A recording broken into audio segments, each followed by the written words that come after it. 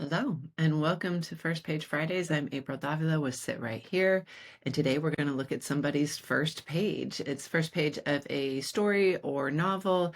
I don't even know yet. I haven't read it. But the idea here is that we're going to just read it through, and then I'm going to just edit it live, quote unquote, on this recording so that you can follow my train of thought, why I make certain edits, and that we can learn from the things that they're doing well and also learn from the things that could be done better. If you would like to submit your page to potentially be reviewed on my YouTube channel, there is a link below this video where you can send in your first page. It's always anonymous and always honest in a kind way. Those are two things that are very important to me, that we give you honest feedback, but we do it in a way that supports the fact that you're doing something hard. Writing is hard and putting yourself on the page is vulnerable. And so I will always respect that. First things first here, let's shrink me down, get me out of the way, and then we will start by reading through the first page, first 250 words, because that's about how much ends up on the first page of a novel. Then we'll jump back up to the top and start editing. Cape Town, June 14th, Cape Town, 14 June.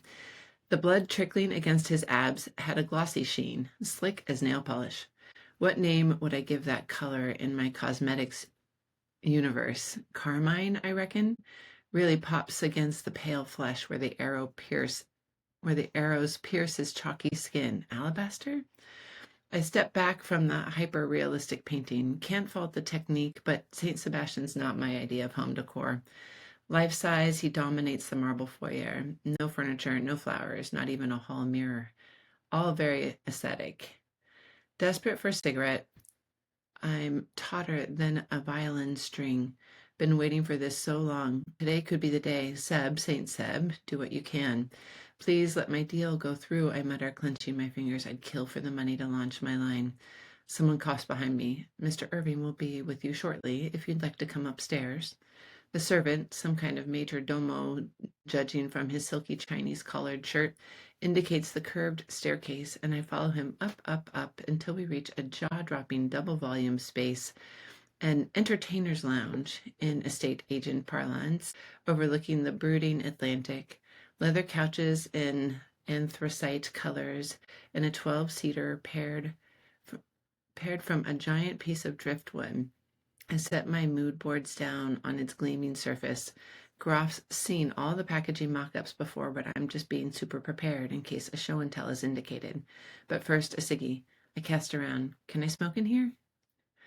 All right. So let's back up at the top. Cape Town, 14 June. I wonder, I mean, as long as you're giving place and time, like why not give the year, right? Unless I guess if it's a contemporary story, don't give the year. So that's what I'll assume, right? That this is June 14, 2025, because that's when I'm reading it. If it were more period, or like if it's important that it's not modern day, then give the year. Otherwise, right choice to leave it. I love this opening of like the blood trickling against his ab. Like that's a very good immediate, like, bring someone in. There's blood, and the second word is blood, and that's an attention getter for sure. As soon as I got to slick as nail polish, I was like, that is a very specific metaphor. I hope this character is like all about makeup. And then what do you know? What name would I give that color in my cosmetics universe? I mean, I think that's really great. Already learning about our narrator, this character, they are into makeup in one way or another. I assume we're going to learn more as it goes along. All right, Carmine, I reckon, really pops against the pale flesh where the arrows pierce his chalky skin. Alabaster? Now here, I kind of thought she was, I mean, I'm reading this as a woman. I could be wrong. I'll go with they for now. Really pops against the pale flesh where the arrows pierce his chalky skin. Alabaster. I thought this was still trying to define the red. So, and then it took me a second to kind of, now they're trying to define the chalky skin instead. It gave me just like a half-second pause. So I might cut the alabaster. And if alabaster is a better way to describe the skin, alabaster, I would just do that. Also, keep in mind that reckon is also, I'm making assumptions from the words I reckon that this I'm thinking like this is someone from the South maybe. If that I mean, granted, those are assumptions, but on the first page, all we can do is make assumptions because I don't have anything else from the story to go with. So you want to use that to your advantage as the writer. If this is the assumption that I'm making and it's right, great, you nailed it. If they happen to be like from Seattle, maybe change the wording on this. So the character that's coming together in my mind sounds female. They're into cosmetics. I'm guessing they're from the American South with the I reckon. I step back from the hyper realistic painting. And then I love this is kind of like, boom, right? You're dropping us into scenes. So normally I would be like, don't start us in something that isn't real. Like you wouldn't want to start like a dream sequence with someone bleeding and the arrows and then have them wake up. But this is actually really clever because it's part of the scene. And it's a great attention grabber. It tells us a lot about the characters. And then literally I step back. We, as the reader with them, we step back from the hyper realistic painting. I think that's great. Can't fault the technique, but Saint Sebastian's not my idea of home decor. Okay, so here I'm struggling a little bit because we're not really talking about technique here. We're talking about colors. And then Saint Sebastian, like, for what I was not raised as someone who goes to church. So I don't know anything about Saint Sebastian. And that may be that maybe I'm just not your audience, but it would be a shame to like instantly lose a whole section of potential readers because they don't know who Saint Sebastian is. So I think you need to tie it somehow to where the arrows pierce his alabaster skin. Could you like just lay it out here? Saint Sebastian in his final moments or whatever. I hate to sound so ignorant, but I don't even know. I don't know this painting. And so it's hard for me to kind of be with the author on this journey. So for what it's worth, okay, I step back from the hyper-realistic painting, can't fault the technique, but Saint Sebastian's not my idea of home decor. Life size, he dominates the marble foyer. No furniture, no flowers, not even a hall mirror, all very aesthetic. I mean, this is great description. I'm really getting a sense of like dropping into this place somewhere very fancy. I also, the fact that our narrator is noticing all these things makes me think that they're probably not like they're noticing it and commenting on it, which makes me think this is not their house, right? This is somewhere that they are a little bit of a fish out of water. And then desperate for a cigarette. I'm tauter than a violin string. Been waiting for this for so long. Today could be the day. Okay, desperate for a cigarette. I'm tauter than a violin string. That's working. I wonder. This is where I would love. I think there's some real opportunity here to get in a little bit of detail. Been waiting for this for so long. This opportunity, and even opportunity is kind of vague. This pitch down here, we get to the point. It sounds like this character is about to make a pitch for something. Or been waiting to meet with Mr. Irving for so long, or it would be great to get a little specificity in here. You have so little space on a first page that the more specific you can be, the better. Today could be the day. Saint Seb, do what you can. Okay, so again, this ties to my ignorance of Saint Sebastian. Is he like a saint of cosmetics? Is he a saint of entrepreneurs? Like, again, it may just be that I'm not your audience and that you're happy with how it is and you know that it's gonna like there are certainly plenty of people who will get that reference. But if you want to bring in people who don't necessarily know who Sebastian is and what kind of saint he is, give us a hint. You can do it again up here. You can do it here. You could say like Saint Sebastian, saint of cosmetic inventors. Do what you can. Just to like throw a bone to the people who don't know Saint Sebastian. Or if this isn't like, if Saint Sebastian is never going to be seen again and isn't really part of the story, you probably don't want to spend a ton of time on your first page with him. So maybe just saying I throw a prayer up to whatever saints are listening.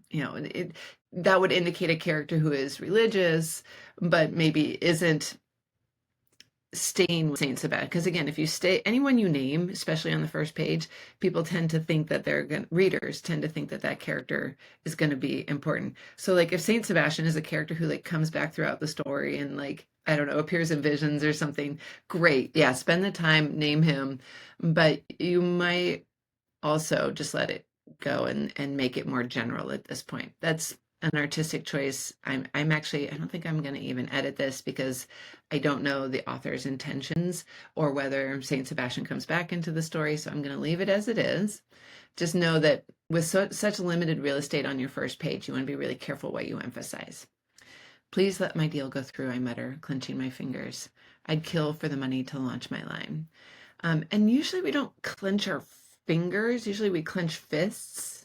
Like I have trouble picturing what clenched fingers look like. So I'd probably clench my fists. And yeah, clenching a mutter. And yeah, I wonder, would this character maybe do something to try to, because they're feeling stressed, right? They're dying for a cigarette. Would it maybe be more in line to like take a deep breath or something like that? Because clenching my fist sounds like an intentional method of dealing with the stress. Whereas, like, so if it's not an intentional method, I would say my fist clenched, something like that. If it is intentional, I would say I mutter and clench my fists. So the wording on here would matter a little bit. My fists clenched. Or this does seem like it might be a place to like maybe put a deep breath instead. Someone coughs behind me. Mr. Irving will be with you shortly. I'm going to put period here. Just a quick reminder, I am a line and story editor, not a copy editor, but generally speaking, after Mr., we abbreviate that with a period. Mr. Irving will be with you shortly if you'd like to come upstairs. Okay, that's good. I wonder, so someone coughs behind you, and then you hear this phrase, and then, okay, and then you do get into the description. The servant, some kind of major domo, judging from his silky Chinese collared shirt. I love this description. This gives me a great image right off the top. Is a servant in a silky Chinese collared shirt. I actually, again, I'm feeling, you're making me feel pretty ignorant in this one. I don't know who Major Domo is. It's a restaurant in LA, as far as I know, Major Domo. It's a really good restaurant if you ever get a chance to go. So it's always tricky whenever we use a specific reference like that. And again, it may just be that I miss it and I'm not your target audience. It's certainly because I don't get the reference doesn't mean you have to cut it. I'm just sharing that with you so that you know it missed me. There will be people that it misses. Whereas like silky Chinese colored shirt is a very specific description that paints an image in my head. So if you were looking to like condense and save a little space on your first page, you might just jump to, in his silky Chinese colored shirt, indicates the curved staircase, and I follow him up, up, up. And so I'm gonna, again, I'm not even gonna edit that because if it's an important detail to you, you should keep it.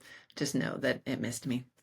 I follow him up, up, up until we reach a jaw-dropping double volume space. Okay. I don't know what a double volume space is. And then you say an entertainer's lounge in estate agent parlance. So now I'm wondering, like, okay, they're clearly in cosmetics and they have but to say like my deal, now I'm thinking like when I get here, I'm like, oh, to talk about your deal is kind of a thing that real estate agents do.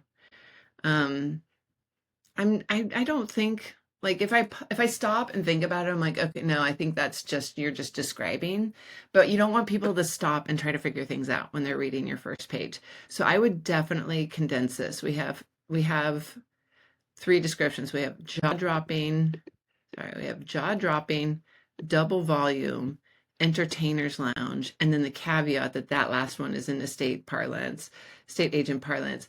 That's a lot of phrases to describe the space, and then again the real estate agent reference kind of it could cause people to pause and question.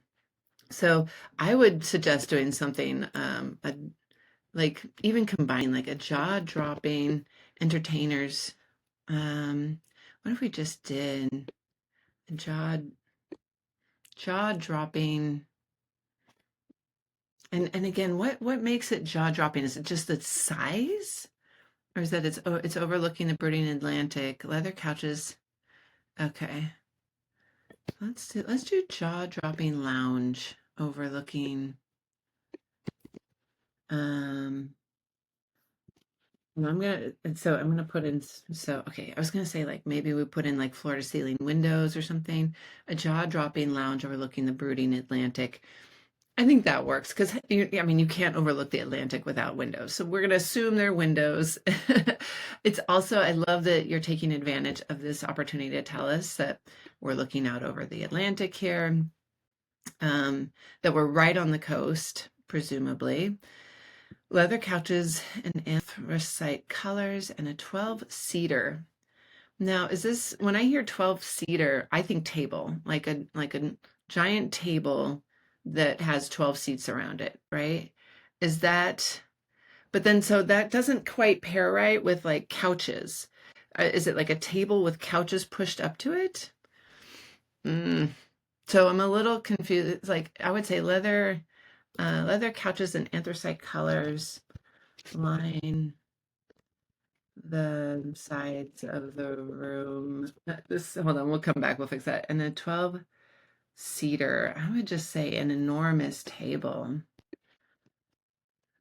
No, 'unless it's important that it seats 12 people, the point is that it's big, right? And the 12-seater is a little distracting because it is literally referring to the seats, which are couches. So I would just say an enormous table paired from a giant piece of driftwood. And in the center, wait, leather couches and anthracite colors line the sides of the room, and in the center stands an enormous table paired from a giant piece of driftwood. And then the other thing is the paired from a giant piece of driftwood. This doesn't quite match everything else we have learned about this. Like this place is marble, it's aesthetic. It has a life-size painting of Saint Sebastian. We have a Chinese collared shirt. Just this, like, this is like straight up luxury. And I don't know if driftwood fits in luxury. Like, what I'm, if it is driftwood, I would tell us how it fits in this.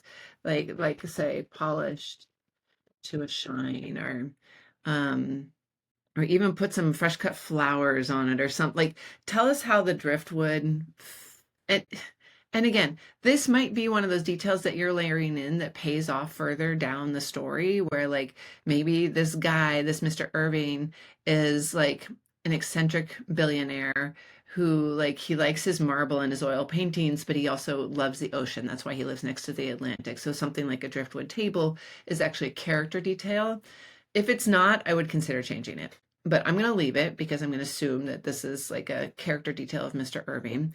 But I would make sure that it comes across as fancy because even if he loves the ocean and he's bringing driftwood into his house, this guy's fancy. So it would be polished or it would have fresh cut flowers on it or it would, I don't know, it would find some way to make it fancy. I set my mood boards down on its gleaming surface. Okay. So if someone's going in to do a pitch, and again, this is not something it's not a world that I'm familiar with, but I don't like, I'm a familiar enough to know that usually if you're pitching like a business, if you're launching a line, what you bring is a deck. People tend to refer to like pitch material as a deck versus like a mood board. Mood boards are the kind of thing that you would make before you create the pitch deck that you would bring to a potential investor. So I would definitely check on that. I set my, and again, like a deck, like a slide deck, it would be something that you would email. So you don't have it as a physical thing. Now, if this is another opportunity where instead of a mood board, you could say my illustrations of the models wearing my new lipstick line or the mock-ups I've done of the advertising campaign we're going to do for my new dresses. Or, you know, there's some opportunity here to get a little more specific and clue the reader into like, what are you pitching? And when there's that gleaming surface, that's good. So let's get that. Yeah, I think that works really well with polish to a shine.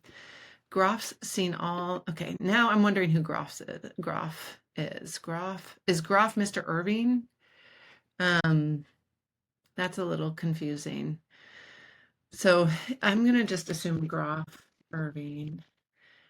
Groff Irving has seen all the back of it. So just to like give the reader a hint that you're not bringing in a new character, I assume, I hope. Sorry if I'm getting that wrong.